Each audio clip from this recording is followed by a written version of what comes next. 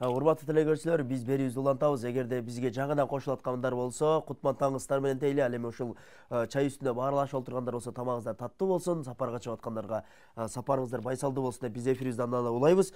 Урматтуу телегөрүүчүлөр, бизде студиябыздан дагы бир кадырлуу бактылуу сыйлуу коногу бар. Тааныштырып өтсөк, Кыргыз Республикасынын маданиятынын мыкты кызматкери, маданиятынын эмгек сиңирген ишмер, даңк медалинин ээси, Кыргызстан сүрөтчүлөр союзунун мүчөсү, Кыргыз Республикасынын мамлекеттин туусунун авторлорунун бири Жусуп Матаев агабыз келип отурат. Саламатсызбы агай? Саламатсыз. Кандай келдиңиз? Жакшы. Бүгүнкү таңды, бүгүнкү майрамды кандай тосдуңуз? Майрамды 30 жылдан бери тосуп келатабыз. Жакшы майрамыбыз. Негизи Кыргыз элине 92 жылы желебиз кабыл алынып, ак үйдүн башына көтөрүлүп, ошондо эгемендүүлүккө жетип биринчи жолу. Аябай сыймыктуу эме болгонбуз, сүйүнүп, бүт эли сүйүнүп түп көтөрүлүп, ошо эшикке чыгып алып, жана Аскар Акаев президенттердин баары ошондо кол чаап, жаңы тууну көтөрдүк эле. Ошондо мына 30 жылга жакын 29 жыл болду, эмки жылы 30 жыл болду. Эмки жыл 30 жыл болот экен, буюрса. 30 жыл болуп калды. Анан агай ошол ошол сиздер 500-600ге жакын кишилер катышыптыр. Ошолордун ичинен болуп Эдил Айдарбеков, Бекбосун Жайчыбеков, Сабыр Иптаров, анан сиз Маматбек Сыдыков агаларыбыз жараткандарын тандап, сиздерди чогуу иштегиле дептир. Азыр агайыбыз менен сүйлөштүк ал темада. Анан сиздерди калчы агай? Ошол сиздердин ошол тууну кабыл алгандагы сезимдер кандай болду эле агай? Эми ошондо тууну кабыл алганга дери эми аябай иштедик да. Күнү түнү түнкү саат 12-де келип текшерип турушту, кайра айтып мындай кылдылар, тигиндей эле буя болуп жатат деп анан баягы кабыл алган күнү аябай мындай сыймыктануу эме сезим пайда болду. Өзүнчө мамлекет болуп, өзүнчө желең көтөрүлүп атса, баягы андай болуп көрбөгөндөй тынччылык убакта мамлекет өзүнчө эгемендүүлүккө ээ болуп, биринчи жолу туун көтөрүлүп атса, аябай эле сүйүнгөнбүз. Биз эле эмес, ошол жерде жаныбызда турган досторумдардын баары колдору, гүлдөрүн көтөрүп келип аябай майрам болгон. Сонун майрам болду. Азыркы учурда ошол дүйнө жүзүндө дагы биздин ошол Кыргыз мамлекетти, Кыргызстан дегенде эле биздин ошол сиздер түзгөн желек көтөрүлүп, албетте бул сыймыктануу болуш керек агай. Анан ошол айтсаңыз да ошол учурда мына желек тандалат деп жана бешөөңүздөр тандалганга чейинки 500-600 киши жарыш болгондочу канча күн даярдандыңыз эле? Ага даярдык кандай болду эле сизде? Ал мындай болгон да, 91-жылы октябрларда эле конкурс жарыяланган. Конкурс жарыялап, ар бир газета Кыргыз туусуна эле ошого жарыяланып, анан ошо размерлери бүт жазылган, конкурска катышкыла деп. Анан биз фамилияңды жазып, анан өзүнчө номер коюп анан жибергенбиз. Жибергенден кийин, мисалы, мага декабрь, январда экен, 10-11-лерде атайын телеграмма келген. Силер жеңип чыктыңар, келгиле, тез келип калла деп. Паланчачы күнү келип калла деп. Анан ошондон агыга кирди, ошондон атай 5 бала экенбиз, 4 желек тура түрү. 3 көк, анан бир 3 полоса дагы. Менин 3 полоса болчу, көк, ак, анан жашыл болуш керек. Түндүктөр бар. Ошону тандап алышыптыр. Анан айтты, мына эми чогуу иштесеңер, чогуу иштегиле, өзүнчө иштесеңер, өзүңөр иштегиле. Деп анан ошондон Медеткан Шеркул айтты ак киши. Мына ушу бешөөңөр ушундай болду, эми чогулуп иштесеңер деле жакшы болот. Анан кийин чогулуп иштедик баарыбыз. Анан ошондон ар кандай варианттар жасадык. Эми көп да, көп эми айта берсек аябай көп болчу. Түрлөр барчу. Көбүнчө көк желек жасады, кийин көк желекти түштүктө траур деп кабыл албай болушпады. Ушундай болуп калган. Анан мына нурларыбыз түз болчу. Түндүктөрүбүз да башка жана кийин ийди айткеле Кыргыздын мүнөзү жумшак, биздин нурубуз тикенектей болуп калып атат, остуруу бар, ийнедей болуп мындай кимди саймак элек. Ошон үчүн биз жумшак болуш керек деп анан мына желектин немелери, нурлары ийилип, түндүктү томпойткула элек, анан ошондой томпоюп тиги эме болуп калган. Анан күнүбүз өзү ак болчу. Аппак эле болуп турган. Анан дизайнерлер союзунун председатели Фох деген бар экен, ал киши келип, солнце должен быть желтый, пусть покрасит деп койду.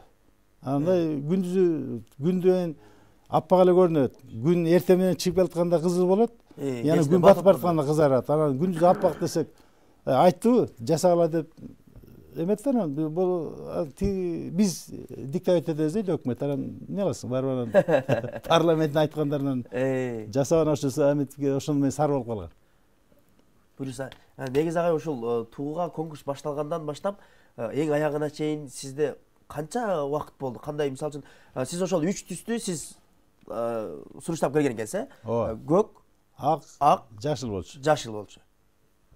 Андан кийин сиздер чогуу иштегенден кийин бул биздин азыркы кызыл желегибизди тандадыңыздар. Чогуу иштегенде эми аябай түрү көп болду. Жашылдар эми көк түрлүү көк түстүү желектен аябай көп жасаганбыз. Анан кайра башка түрлөрүн. Себеби дүйнөдөгү желектердин баарын эми азыркыдай интернет жок. Анда болгон бир китептерди таап келип, анан ошондо карап, себеби дүйнөдөгү желектер окшошпош керек биз. Бирине да окшошпош керек да. Анан себеби ошону издеп отургандан аягында тиги мындай болуп калды. Казат Акматов айтты, мына кызылды алып келбегиле. Себеби кызылды алып келсеңер, партократтар кызылга мээси сиңип калган, булар көнүп калган. Ушуну кабыл алат деп.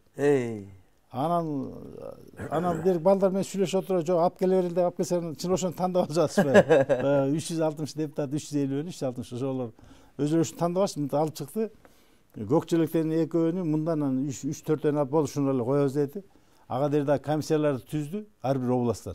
Ар бир областын баягы ойлор ар кандай болуп атат. Биздеги Траур дейт, бирөө мындай дейт, ошол комиссиялар келди, анан болду, мына эми жайнап турат, эми ошонун жайнанын баарын алып чыкпайлы. Ушу 3-4 алып чыгалдар, баягы коюштар.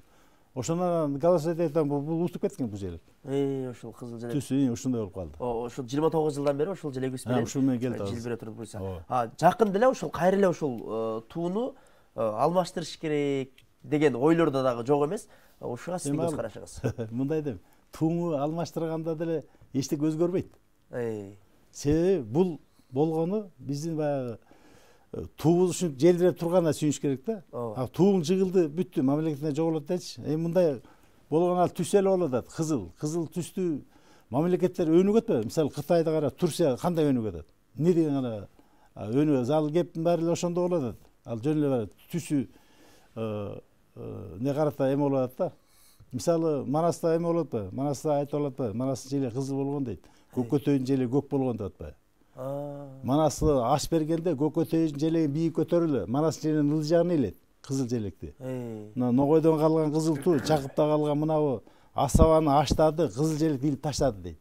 Манастын желегин ошондон көтөрдү, көкөтөйдүн желеги бийик көтөрдү аш бергенде, көк желекти. Анан ылдый жагына Манастын илинет. Мисалы Сагынбайдын Орозбакта ошондой, мен китебин ошондой окугам. Ошондон бул негизи Манастан калган эле кызыл туу. Биздин туубуз болуп калат. Тиги көкөтөйдүн көк желеги деп атат аны. Анан ошондо тиги аш бергенде тиги ошондон Манасты хан көтөрүп атышпайбы? Ошондон кийин тиги ош желеги ошондо илинет. Анан негизи ошондой да, мен окугандарым боюнча. Анан ошондон тиги манасчылар, Манасабет Мусаев деген киши келип айтты, ошо киши аксакал. Мына Манас желеги мынандай болгон. Биз кызыл туунун эле ушуну туура келет, ошо түшүндүрүп бергенден кийин ошондо кызыл туу алынып калган. Ошондо мына Манаста мынандай жазып турат, мынандай окуп алды, ошо айтып берди. Ошондой бүт элдин баары жана депутаттар ошо мына кызыл желекке ооп кеткен ушундан болуп калган.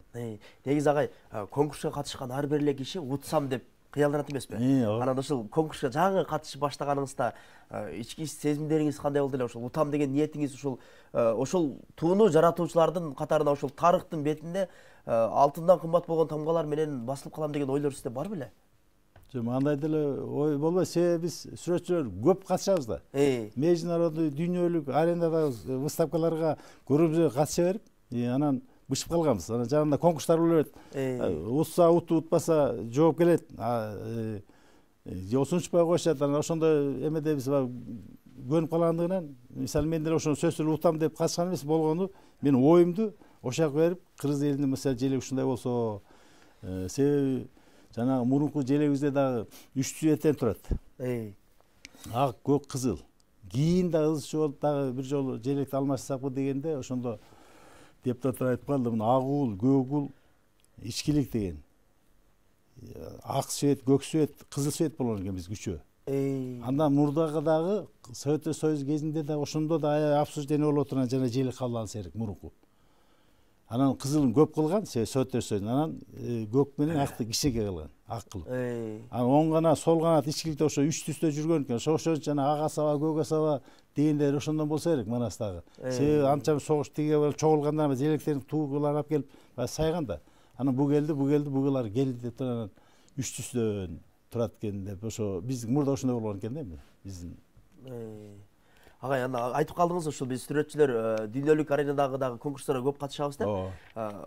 Кандай ийгиликтер бар дүйнөлүк аренада катышкандарыңыздан өзүңүздө?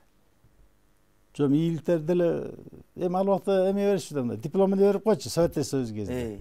Кичине дипломдор утуп чыксаң, диплом жиберет, а утпасаң ошо менен ошолор кала берчү. Ответте жооп да бербей койчу. Азыркыдай информация жок да, азыр эме болуп атпайбы? Баардыгы кайсы жагын деп. Ушул туруп эле тиги Америка менен сүйлөшсөң болот. Биз Союз учурунда мисалы жанагы бир жак менен сүйлөшөйүн десең, атайын кабинелер бар болчу.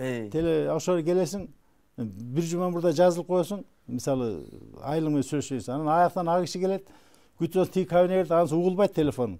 Азыр деген сонда кандай жанагы. Рахмат агай. Бизге берилген убакыт ушул менен соңуна жетип калды. Ушул жалпы көрүүчүлөргө дагы ушул туунун автору катары сиздин куттуктооңузду угуп өзгөчө болуш керек. Андыктан сизге эркин микрофон берели агай. Мисалы мына кыргыз элиме кааларым мына алныкы өлкөлөрдөн болсок деп тилегибиз бар. Мына азыр Садыр Жапаров дагы ошентип элдин тилеги, эл баары тик туруп, тикесине тик турушуп шайлап алдык. Эми буюрса мына эми жакшы жолго түшөбүз деген ой бар.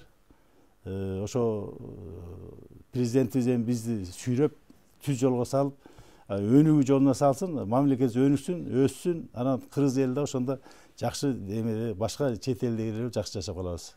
Ар дайым желегибиз желбиреп тура берсин. Сизге да чоң рахмат агай. Ушинтип бизге алтындан кымбат болгон убактыңызды бөлүп келип берип, жалпы кыргыз журтчулугуна өзүңүздүн каалоо тилектериңизди айтканыңызга ден соолуктуу болуңуз, ийгилик болсун агай. Дагы да болсо көптөгөн жакшылыктардан жолугуп тура берели.